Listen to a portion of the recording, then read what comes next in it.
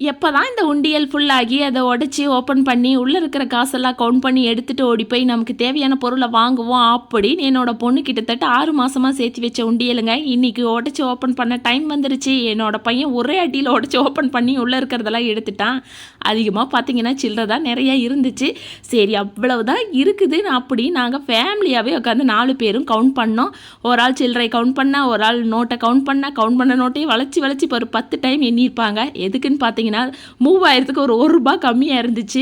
சரி போனால் போச்சாதுன்னு எல்லாத்தையும் கவுண்ட் பண்ணி பொண்ணு கையிலேயே கொடுத்தாச்சு. கொடுத்த உடனே மேடம் கிளம்பிட்டாங்க. எங்கன்னு பார்க்குறீங்க, உடைச்ச கையோட ஃபேமிலியாகவே கிளம்பி ரெகுலராக வாங்குற சைக்கிள் கடைக்கு வந்தாச்சுங்க. வந்த உடனே ஒரே செலெக்ஷன் தான், இந்த கலர் தான் வேணும்னு மேடம் செலக்ட் பண்ணி சைக்கிள் வாங்கிட்டாங்க. ஃபைனலாக குமுதா ஹாப்பி என்னாச்சு தான். அவங்க சேர்த்து வச்ச காசில் அவங்களுக்கான திங்ஸ் வாங்கும்போது எவ்வளோ சந்தோஷமாக இருக்கும்.